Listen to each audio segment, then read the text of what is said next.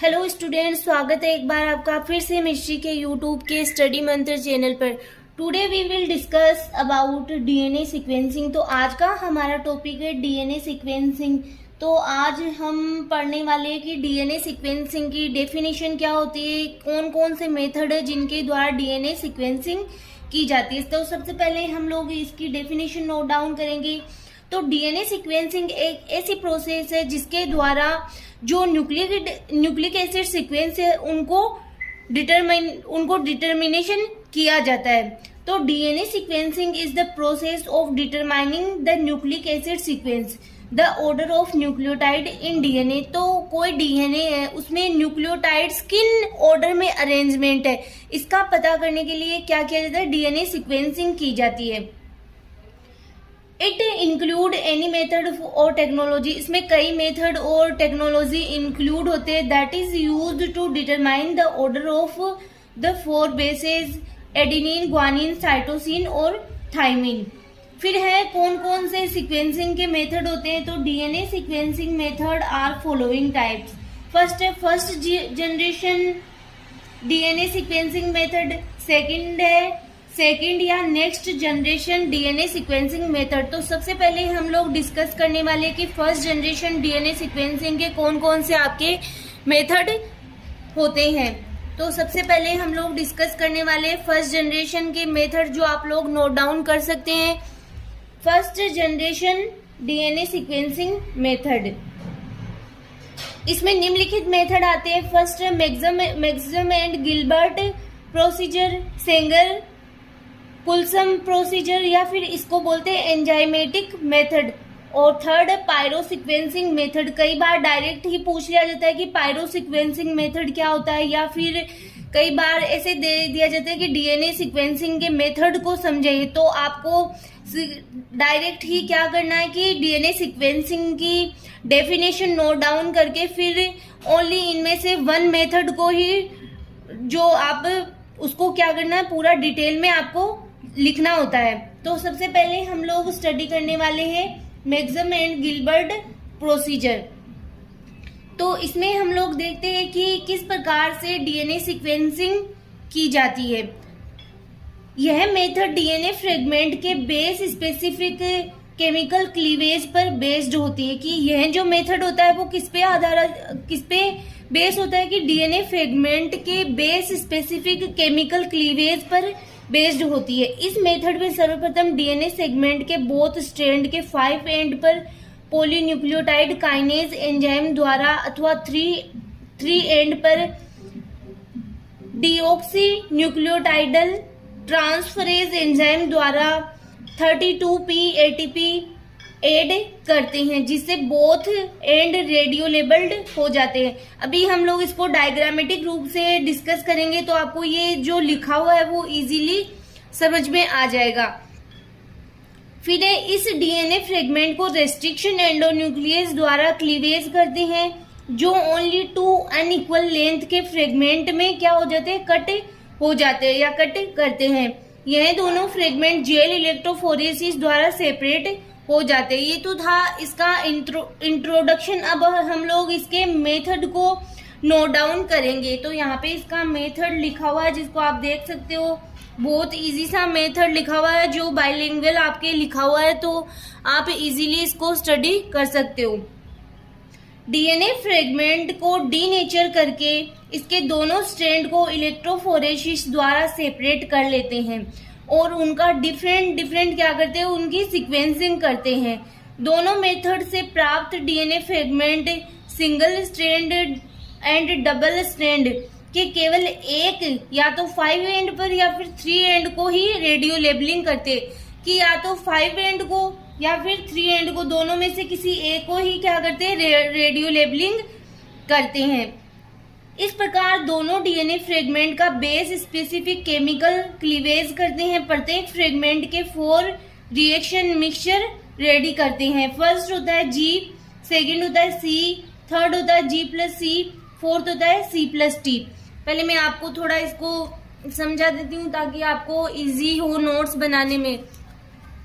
तो स्टूडेंट्स हम लोग देखते हैं पहले कि डीएनए सीक्वेंसिंग कि डीएनए सीक्वेंसिंग में हमारे पास मान लो कोई भी डीएनए है और मुझे नहीं पता कि इसके न्यूक्लियोटाइड का सीक्वेंस क्या है, इसी को ही जानने के लिए क्या किया जाता है, डीएनए सीक्वेंसिंग की जाती है।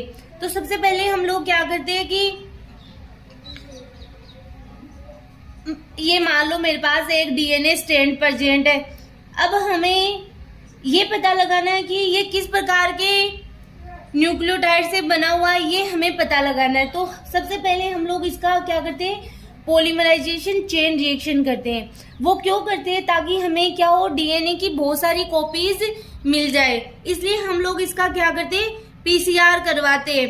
पीसीआर करवाने के द्वारा हमें जो डीएनए की बहुत सारी कॉपीज मिल जाएगी, तो हम लोग क्या करेंगे, इसको यूज कर पाएंगे। जो हमारे पास डीएनए की बहुत सारी कॉपीज प्राप्त हुई है, हम लोग इसका क्या करते हैं, डीनेचुरेशन करते हैं। मतलब हमारे पास ये बहुत सारे डबल स्ट्रैंडेड डीएनए प्राप्त हो गए।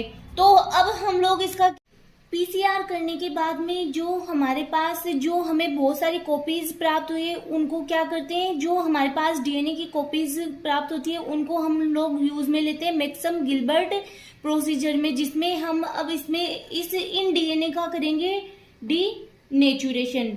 डीनेचुरेशन का मीनिंग होता है कि जो डबल स्ट्रैंडेड डीएनए वो कन्वर्ट हो जाएंगे सिंगल स्ट्रैंडेड डीएनए में कन्वर्ट हो जाएंगे। फिर हमारे पास जो डीएनए होता है उसका प्रत्येक में 2 स्ट्रैंड पर, एक 5 एंड होता है, एक 3 एंड होता है, जिसमें कि हम लोग क्या करते हैं कि जो एक हिस्सा है उसको फ्लोरोसेंट करते हैं या रेडियो लेबल कर देते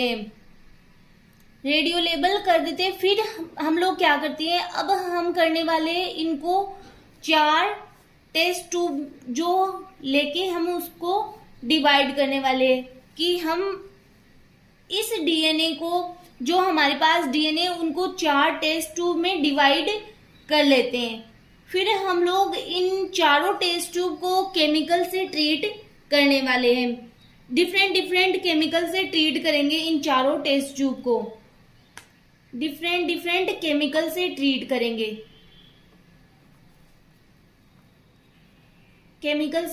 करेंगे, जिससे कि क्या होगा, जो सभी टेस्ट ट्यूब का डीएनए है वो क्या हो जाता है, ट्रीट हो जाता है केमिकल से। तो ये मान लो फर्स्ट टेस्ट ट्यूब, ये सेकेंड, ये थर्ड, ये फोर्थ टेस्ट ट्यूब है।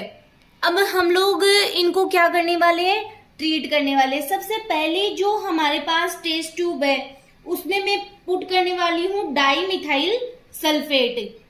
सबसे पहले जो टेस्ट ट्यूब है उसमें मैं पुट करूंगी डाई मिथाइल सल्फेट, जो कि क्या करता है, जो अब क्या होता है, डीएनए उसमें 4 न्यूक्लियोटाइड बेसेज होता है GATCG, जो कि क्या कर देता है, G जो न्यूक्लियोटाइड होता है उसको क्या कर देता है, उसके मिथाइल ग्रुप ऐड कर देता है, इसके क्या कर देता है, मिथाइल ग्रुप ऐड कर देता है, अर्थात G को ये क्या कर देता है, मॉडिफाइड कर देता है। जो G ग्रुप होता है उसके क्या कर देता है, मिथाइल ग्रुप ऐड कर देता है, जिससे ये G क्या हो गया, मॉडिफाइड। तो इसमें क्या हो गया, G मॉडिफाइड हो गया। फिर है कि नेक्स्ट जो टेस्ट ट्यूब है उसमें मैं ऐड करने वाली हूँ फॉर्मिक एसिड। अब ये फॉर्मिक एसिड क्या करता है, जो ग्लाइकोसिडिक बॉन्ड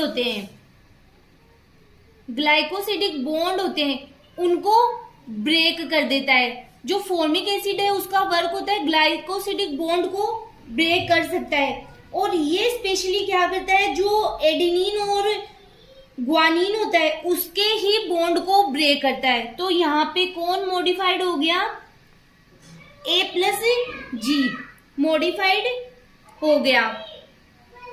नेक्स्ट है कि जो थर्ड टेस्ट ट्यूब है उसमें मैं ऐड करने वाली हूँ हाइड्राजीन। ये क्या करता है, ये जो टी और सी न्यूक्लियोटाइड होते हैं उनको क्या कर देता है, ये पे कर सकता है।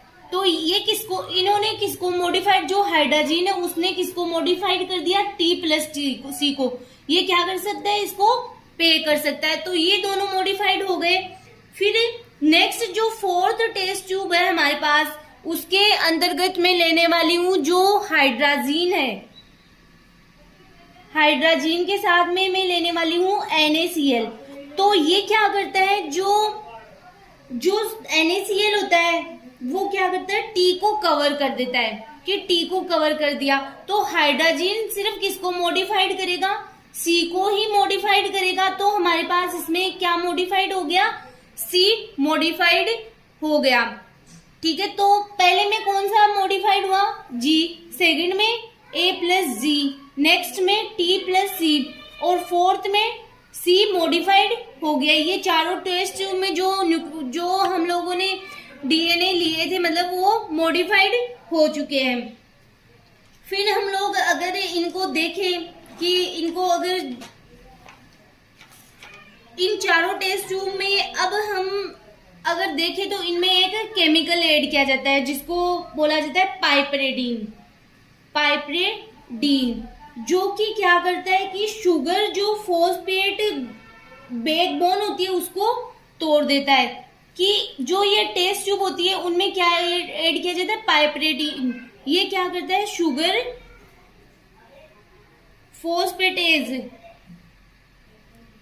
फॉस्फेट की बैकबोन को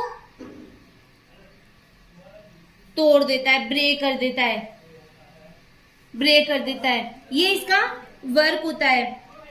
और ये मतलब ये किस तरीके से ब्रेक करता है, ये स्पेसिफिक जगह पर ही ब्रेक करता है, जहां से जो न्यूक्लियोटाइड मॉडिफाइड हुआ है ये उसी जगह पर ही ब्रेक करता है। तो आगे क्या होता है कि अगर हम लोग फॉर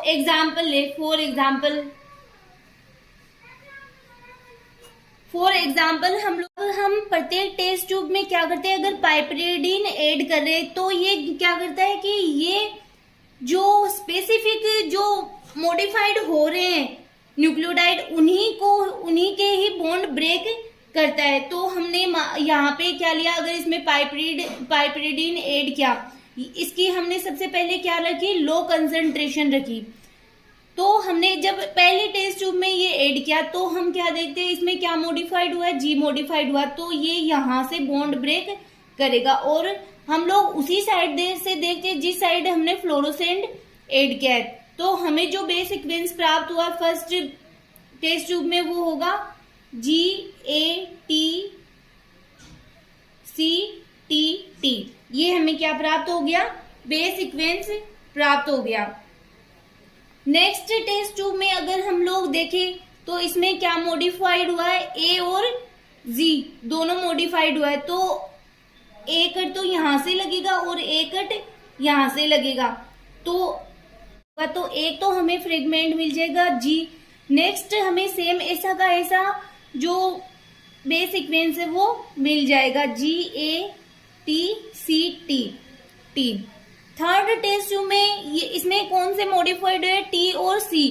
तो ये कहाँ पे कट करेगा, एक तो यहाँ पे कट करेगा, एक यहाँ पे और एक यहाँ पे कट करेगा। तो हमें देखो कौन कौन से फ्रेगमेंट प्राप्त होते हैं।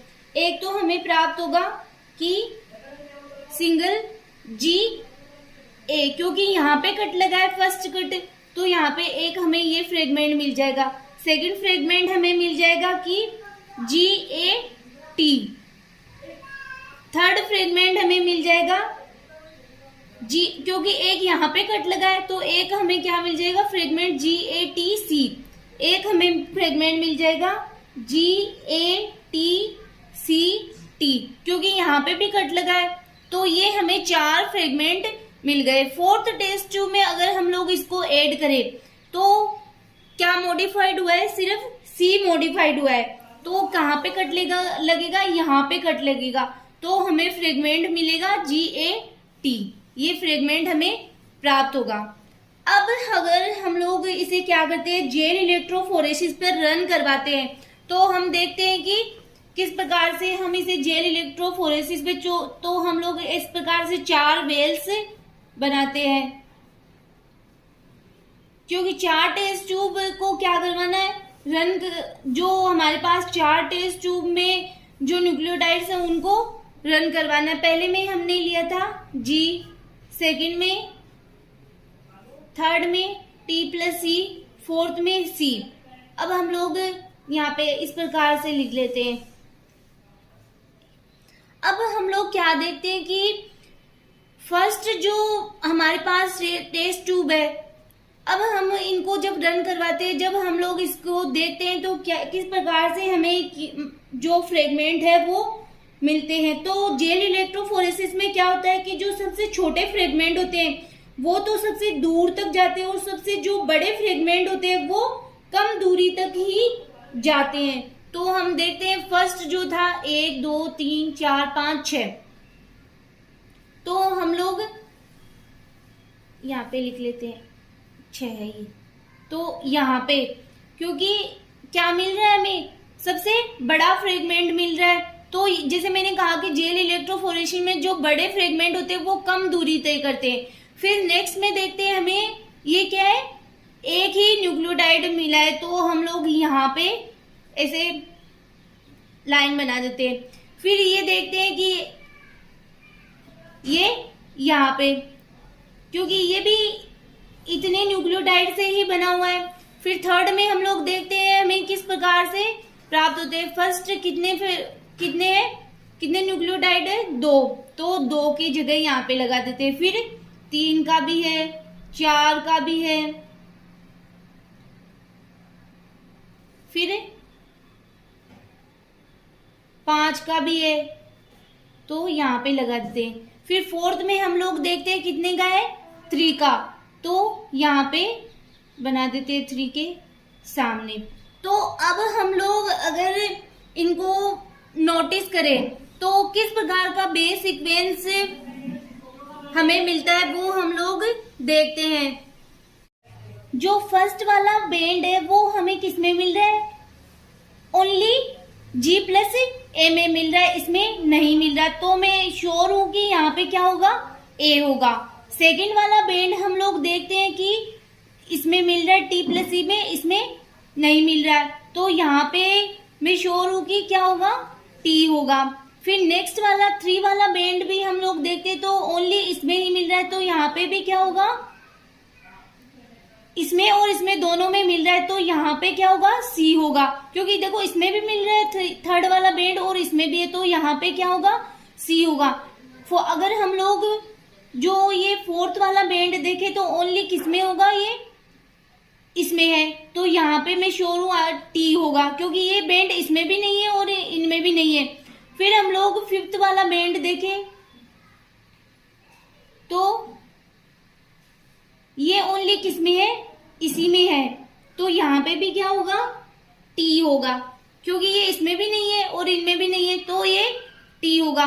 फिर लास्ट वाला हम लोग बेंड देखें तो किसमें है कि इसमें भी है और इसमें भी है, A+G और G इसमें भी है और इसमें भी है, तो यहाँ पे क्या होगा, G होगा। इस प्रकार से जो हमें बेस सीक्वेंस है वो प्राप्त हो जाता है। तो हम लोग देख लेते हैं ये बेस सीक्वेंस और ये बेस सीक्वेंस सेम ही होता है। तो अब हम लोग नोट डाउन करते हैं, जो हम लोगों ने अभी तक पढ़ा वो ही हम लोग नोट डाउन करते हैं। देखते हैं इसको किस प्रकार से लाइन डायग्राम इसका बनाकर हम लोग इसको नोट डाउन करते हैं। तो यहाँ पे लिखा हुआ है कि जो सबसे पहले हम लोगों ने क्या लिया, डबल स्ट्रैंडेड डीएनए लिया, फिर इसको लेबलिंग किया, फिर क्या करवाया, इसका डीनेचुरेशन किया, फिर जो हमारे पास सिंगल स्ट्रैंडेड मिले हम लोग उनको क्या करते हैं, टेस्ट ट्यूब में पोर कर देते हैं। ये यहाँ पे वापस से वो ही बनाया हुआ है, तो आप लोग कंफ्यूज मत होना कि ये डबल स्ट्रैंडेड डीएनए, फिर इसकी क्या की, इसको पीसीआर करके फिर इसको क्या किया, यहाँ पे क्या किया, डायरेक्ट ही ये दिखा दिया कि इसको लेबलिंग करके डीनेचुरेशन किया, फिर इनको 4 टेस्ट ट्यूब में पोर किया, फिर इसमें क्या किया, आप चाहो तो ये नोट डाउन कर सकते हो कि सबसे पहले जो टेस्ट ट्यूब है उसमें हमने लिया डाइमिथाइल सल्फेट, जो कि क्या करता है, जी जो ग्रुप होता है उसके ऊपर मिथाइल ग्रुप ऐड कर देता है। नेक्स्ट में हम लोगों ने फॉर्मिक एसिड ऐड किया, जो कि क्या करता है, ग्लाइकोसिडिक बॉन्ड को तोड़ देता है। थर्ड में हम लोग लेते हैं कि, और वो भी किसके, ओनली A+G न्यूक्लियोटाइड के ही, फिर थर्ड में हमने हाइड्राजीन लिया, जो कि क्या करता है कि T+C को क्या कर देता है, पे कर देता है। फिर फोर्थ में हमने लिया हाइड्राजीन प्लस NaCl, जो क्या करता है, NaCl जो न्यूक्लियोटाइड होता है उसको कवर कर देता है, जिससे कि जो C है वो ही मॉडिफाइड होता है।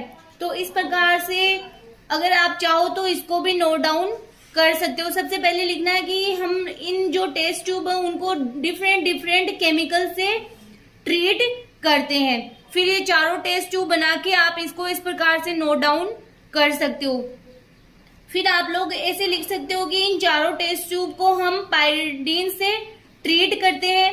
फिर जो कि क्या करता है कि जो शुगर फॉस्फेट है उसको उसके बैकबोन को ब्रेक कर देता है। तो पहले में अगर हम लोगों ने क्या किया, अगर पायरिडीन ऐड किया तो हम लोग क्या देखेंगे, इस प्रकार से आप नोट डाउन करते हो। इसमें अलग बेस सीक्वेंस लिया हुआ है, अगर आप चाहो तो ये वाला बेस सीक्वेंस लेके भी नोट डाउन कर सकते हो कि हमने ये बेस सीक्वेंस लिया, फिर अलग अलग ये हमें क्या प्राप्त हुए, फ्रेगमेंट प्राप्त हुए। तो फिर हम इसे अगर जेल इलेक्ट्रोफोरेसिस पर रन करवाते हैं तो इस प्रकार का हमें फ्रेगमेंट प्राप्त होते हैं। फिर हम लोगों को ये वाला सीक्वेंस प्राप्त होता है। तो हम लोगों ने बेस जो DNA सीक्वेंसिंग क्यों की, वो यही जानने के लिए की कि जो न्यूक्लियोटाइड है उनके सीक्वेंस को डिटर्मिनेशन करने के लिए, तो हमें ये बेस सीक्वेंस प्राप्त होता है। तो आप ये नोट डाउन कर सकते हो और इसकी लैंग्वेज आप लोग लिख सकते हो, क्योंकि यहाँ पे अलग जो बेस सीक्वेंस है वो ले रखा है। नेक्स्ट हम लोग नेक्स्ट लेक्चर में डिस्कस करेंगे सेंगर मेथड ऑफ सीक्वेंसिंग। तो